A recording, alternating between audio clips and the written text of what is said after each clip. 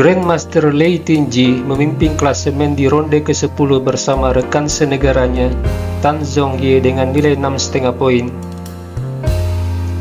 Disusul Alexandra Goryachkina dan Katerina Lacno. Katerina Lacno adalah seorang pecatur yang berada dalam dilema sebab dia pernah mewakili dua negara yang sedang berperang, yaitu Ukraina yang diwakilinya sampai tahun 2014. Setelah tahun 2014 dia mewakili Rusia. Dan perlu diketahui, Katerina telah menorehkan prestasi pada dua negara tersebut, baik di kelas individu maupun olimpiade. Di video kali ini kita membahas partai dari Alexandra Goryachkina versus Lei Tingji di ronde ke-10. Alexandra sebagai pemegang buah putih mengawali dengan D4 dan permainan mengarah ke slap defense. Putih memilih variasi pertukaran pion, pion C memukul, gajah F4, kuda C6, pion E3, gajah F5, gajah pining kuda, pion E6, kuda F3, kuda D7, rokade. Hitam lalu menggerakkan benteng sambil mengambil inisiatif di jalur C. Di langkah ke-10, putih melakukan langkah lemah dengan kuda E5. Dari titik inilah secara perlahan-lahan hitam mulai menemukan ritme permainan. Lompatan kuda ini membuat hitam mengambil keuntungan tempo dengan kuda dipukul. Dan gajah harus memukul kuda, menghindari pion susun.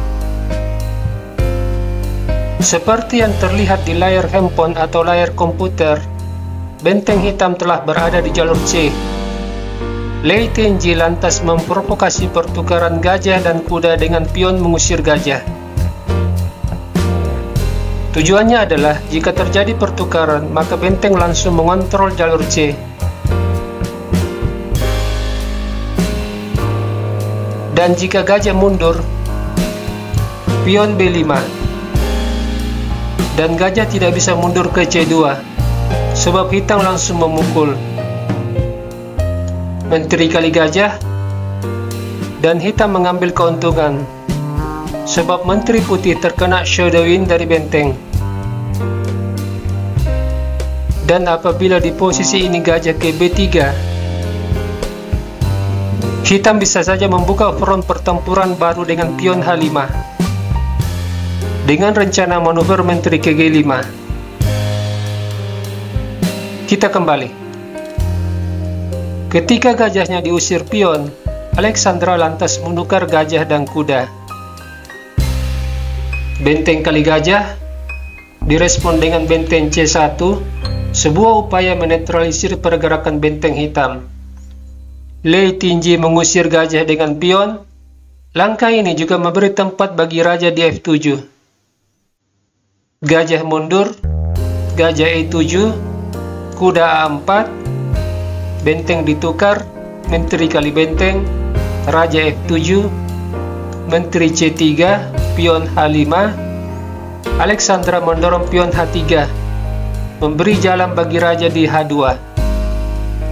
Pion H4, gajah mundur, menteri D7, kuda menyerang menteri, menteri ke B5.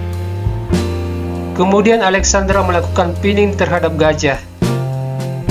Hitam lalu mengambil kesempatan mengambil pion dengan menteri. Gajah D6, memaksa benteng melindungi gajah, benteng C1. Kemudian raja membebaskan gajah dari pinning. Gajah dipukul, benteng kali gajah. Jika benteng diambil, menteri juga memukul benteng sambil skak. Raja naik, menteri C2 menyerang pion F2.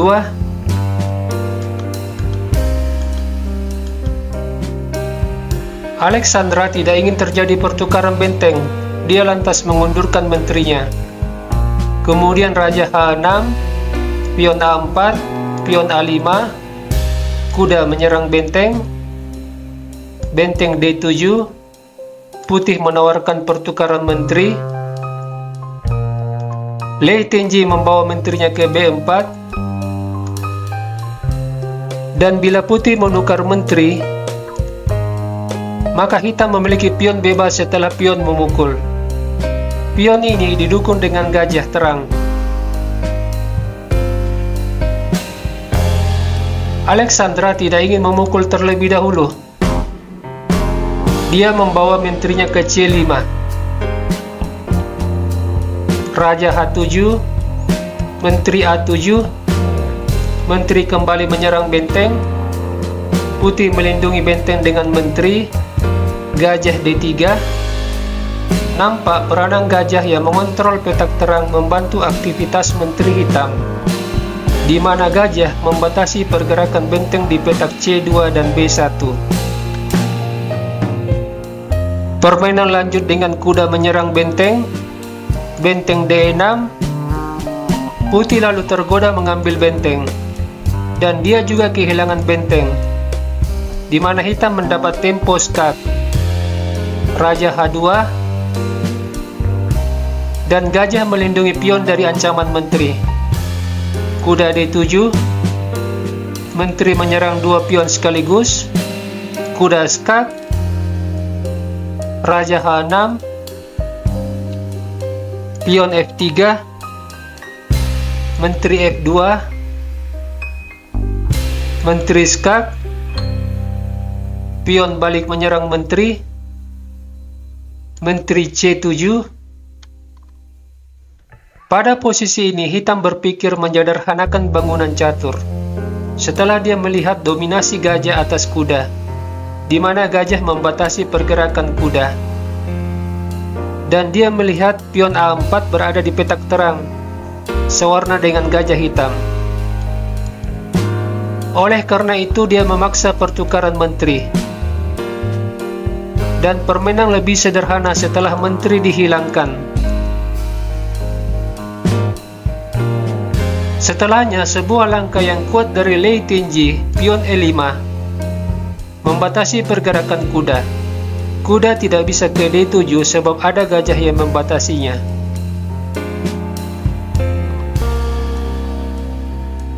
Satu-satunya cara menyelamatkan kuda adalah pion mengusir gajah. Pion dipukul. Putih juga memukul pion. Jika gajah memukul pion, pion D kali E5. Pion juga memukul. Kuda D7.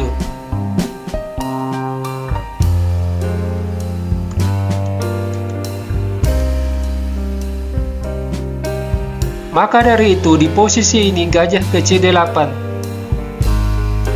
Pion D5 memberi tempat bagi kuda di E6.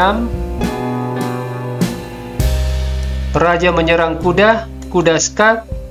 Raja F7, Raja F2, pion B6. Di sini gajah tidak langsung ditukar dengan kuda, sebab gajah mengincar pion A4.